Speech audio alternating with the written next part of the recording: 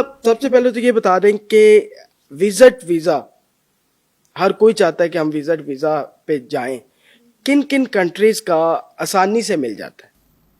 Visit visa जो होता है, अगर कुछ डॉक्यूमेंट्स होते हैं जिनको अगर हम कंप्लीट करते हैं तो उसमें आप कोई भी कंट्री सेलेक्ट कर सकते हैं।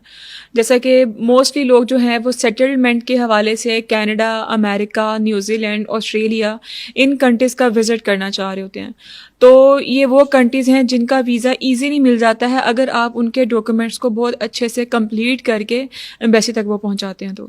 लाहौर में कई जगहों पे लोग बैठे हैं जो ये दावा करते हैं हम 3 दिन के अंदर आपको कनाडा का वीज़ा दे देंगे, और कई यहाँ तक दावा करते हैं 24 घंटे के अंदर आपने अपना पासपोर्ट लेके आना, 2 तस्वीर लेके आनी है, आपको वीज़ा मिल जाएगा। ऐसा मुमकिन है कनाडा का वीज़ा?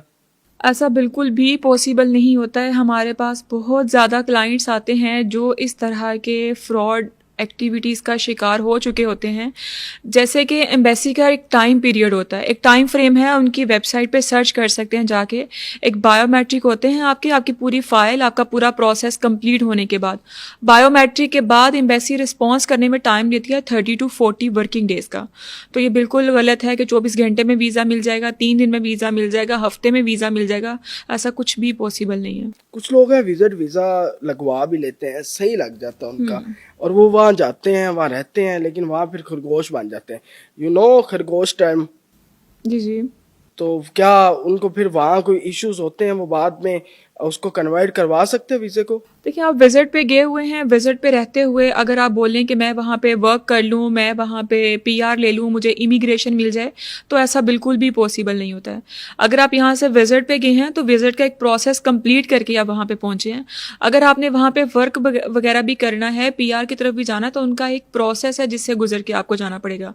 यानी कि अगर आप वहाँ पे वर्क करना चाहते हैं तो वर्क के हवाले से पहले अपनी जॉब सर्च करें, रिक्रूटमेंट एजेंसी से आप हेल्प ले लें, किसी कंसल्टेंट या लॉयर से आप हेल्प ले सकते हैं। अगर आप इसको बिजनेस के तौर पे करना चाहते हैं, यानी कि वहाँ पे कोई इन्वेस्टमेंट करना चाहते हैं, तो इन्वेस्टर वीज़ा के लिए आप अपना पूरा प्रोसेस करेंगे। जब आप विजिट से अदर कैटेगरीज में शिफ्ट होते हैं उसके बाद ही आप पीआर वाले प्रोसेस की तरफ जाते हैं।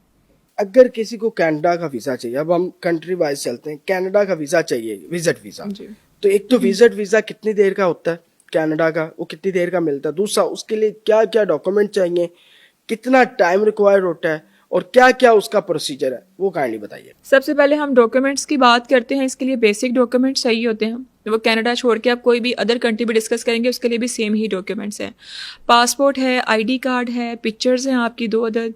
आपका पासपोर्ट की वैलिडिटी तक इसका कनाडा का पहले वीज़ा मिल रहा था, लेकिन अभी उसकी वीज़ा की वैलिडिटी कम हो गई है। अब जितना आप प्लान दे रहे हैं उतना आपको वीज़ा मिलेगा, ठीक है। और इसके अलावा अगर आप जॉब कर रहे हैं, बिजनेस कर रहे हैं, उसके डॉक्यूमेंट्स चाहिए होंगे। जॉब में है तो आपकी सैलरी स्लिप है, आपका सर्विस कार्ड है, एम्प्लॉयमेंट कार्ड है। बिजनेस है तो आपका एनटीएन है, रिटर्न्स वगैरह हैं, बैंक स्टेटमेंट, जो पूरे डॉक्यूमेंट्स में आपकी एक समझ लें कि एक रीढ़ की हड्डी की हैसियत रखती है, वो आपकी बैंक स्टेटमेंट है। विजिट वीज़े के लिए भी? जी बिल्कुल, विजिट देखिए, विजिट है, विजिट का मतलब है घूमना फिरना। हाँ। आप घूमने फिरने जा रहे हैं, आपके पास आपने अपना इतना बैंक बैलेंस शो करवाना है कि आपके पास इतने पैसे हैं कि वहां जाते हैं आप वहां पे जाके सरवाइव कर सकते हैं। अगर हम इसमें आपको बात करें सिंगल पर्सन की, तो सिंगल पर्सन के लिए मिनिमम 1 मिलियन रिक्वायर्ड होता है, 10 लाख से कम नहीं होना चाहिए। बाकी आप उसको 15 करें, 20 करें, 50 कर लें, जितना मर्जी आप उसको ज़्यादा कर लें, वो आपके लिए ही प्लस पॉइंट है। फैमिली है तो कम से कम 2.0 3.0 मिलियन तक लाजमी होना चाहिए। तो ये कितनी देर में ये वीज़ा मिल जाता है? पासपोर्ट, अगर ये सारे डॉक्यूमेंट्स सही अंदाज से पहुंचाए जाएं एम्बेसी के अंदर, तो कितनी देर में? और ये स्टिकर वीज़ा होता है या ई वीज़ा? इसका जो प्रोसेस टाइम होता है, मैंने आपको बताया कि एम्बेसी की तरफ से 45 वर्किंग डेज का टाइम होता है, और इसका ये स्टिकर वीज़ा होता है। प्रोसेस सारा इसका ऑनलाइन है, डॉक्यूमेंट्स ऑनलाइन चाहिए, आपके बायोमेट्रिक होने हैं सिर्फ जाके जारी में। उसके बाद एम्बेसी का टाइम है रिस्पॉन्स करने का। रिस्पॉन्स जो है वो आपको जैसे ही आता है तो आपका वो वीज़ा स्टिकर होके ही आता है। एम्बेसी आपका पासपोर्ट होल्ड नहीं करेगी, अप्रूवल लेटर आएगा, उससे कंफर्म होगा कि आपका वीज़ा लग चुका हुआ है। फिर अपना पासपोर्ट आप जमा करवाएंगे एम्बेसी में, 3 से 4 दिन के बाद आपका वीज़ा स्टिकर होके आ जाएगा। तो इस वीज़ा को लगवाने के लिए कोई भी कंसल्टेंट या एजेंट या कोई भी अदर पर्सन है वो आपका पासपोर्ट होल्ड नहीं कर सकता। पासपोर्ट सिर्फ एम्बेसी में ही होल्ड होता है। अच्छा, विजिट वीज़ा की कनाडा की बात होगी, अब करते हैं यूके की बात। बहुत सारे लोग यूके भी जाना चाहते हैं और कहते हैं कि बहुत महंगा वीज़ा है। उसका ये बता दें कि उस वीज़े के लिए कितने पैसे चाहिए होते हैं, कितनी स्टेटमेंट चाहिए होती है, और डॉक्यूमेंट्स तो ये सेम ही है सब। देखिए, महंगा वीज़ा की आपने बात की है, महंगा सस्ता ये हमने खुद से ही बनाया हुआ है। अब जो वीज़ा फीस है वो तो वही ही है। अब इसकी जो एम्बेसी की फ़ी है वो 110 पाउंड है, वो तो आपने पे करनी ही है। वो पाकिस्तान तकरीबन 50,000 के करीब बन जाएगा मैक्सिमम भी, अगर हम जाएं तो। इसमें मेरा नहीं ख्याल कि बहुत महंगी कोई चीज़ है। 50,000 में वीज़ा मिल रहा है।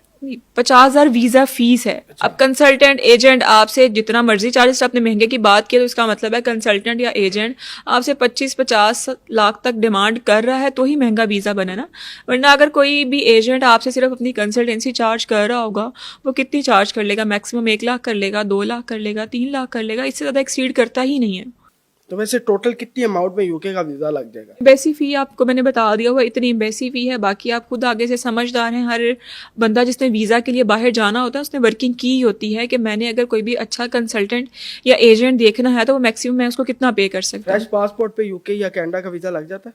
कोई भी कंट्री है उसके लिए आपके पासपोर्ट फ्रेश हो या ट्रैवल हिस्ट्री हो, वो तब तक आपको वीज़ा ग्रांट नहीं होगा जब तक आप उनकी रिक्वायरमेंट्स को पूरा नहीं करेंगे। अब जैसे कि एम्बेसडर अपनी सेटिस्फेक्शन चाहता है कि अगर आप टूर करने जा रहे हैं तो आप वापस आ जाएंगे, इसके लिए आपने अपना कोई सॉलिड प्लान देना है। अपना कवर लेटर, अपने डॉक्यूमेंटेशन, सारा कुछ इस तरीके से आप उनको अरेंज करें, इस तरीके से रेडी करके एम्बेसी को प्रेजेंट करें जिससे आपको भी क्लियर हो सके कि मेरे इसमें कितने चांसेस हो सकते हैं वीज़ा लगने के लिए। और जहाँ तक यूके की बात है, यूके एक ऐसा कंट्री है जो आपको फ्रेश पासपोर्ट पे वीज़ा देता है, लेकिन उसके लिए आपकी बैंक स्टेटमेंट बहुत अच्छी होना चाहिए। अच्छी होने से मतलब ये बिल्कुल भी नहीं है कि 50 लाख की 1 करोड़ की स्टेटमेंट हो। अगर आप 10 लाख की भी स्टेटमेंट उसको दे रहे हैं, वो आपने इस तरीके से उसको प्रिपेयर किया हो कि आपकी इन आउट जो भी आपका क्रेडिट या डेबिट उसमें हुआ है वो आपका इस तरीके से हो कि आप एक एक अमाउंट का उसको प्रूफ दे सकें। अब जैसे कि एक क्लाइंट है, उसकी एक नॉर्मल रूटीन में बैंक स्टेटमेंट चलती आ रही है 10 लाख 20 लाख, मैक्सिमम उसमें 2 लाख आ गया, 3 लाख आ गया। इससे हटके एकदम से उसमें 50 लाख आ जाएगा, 20 लाख आ जाएगा, 40 लाख आ जाएगा, तो वो उसकी नॉर्मल रूटीन से हटके एक उसमें इन आउट हुआ है। तो उसका आपने कोई एम्बेसी को एविडेंस देना है कि ये मेरी पेमेंट कहाँ से आई है, कहाँ पे गई है। बहुत सारे लोगों के रिजेक्ट, पाकिस्तान में तो अक्सरियत की तादाद इतनी है कि जिनके रिजेक्ट हो रहे हैं वीज़े। वो क्या वजह है? वीज़ा रिजेक्ट क्यों होता है? देखिए, वीज़ा मैंने आपको पहले बताया कि वीज़ा रिजेक्ट हो सकता है क्योंकि वीज़ा की 100% गारंटी नहीं होती है। मैं क्या कोई भी अदर पर्सन भी आपको 100% गारंटी नहीं दे सकता है वीज़ा की, क्योंकि वीज़ा देना होता है एम्बेसडर ने। आप पे ये डिपेंड करता है कि आप अपने डॉक्यूमेंट्स में अपनी चीज़ों में कोई कमी ना छोड़ें ताकि आपको बाद में रिग्रेट ना हो कि मैं ये भी डॉक्यूमेंट दे देता, ये भी डॉक्यूमेंट दे देता। डॉक्यूमेंट्स वही हैं जो मैंने आपको 4 से 5 बताए हैं, यही डॉक्यूमेंट चाहिए होते हैं। इनको आप अपलोड करके, हाँ, एम्बेसी को कभी भी गलत इन्फॉर्मेशन पास ना करें।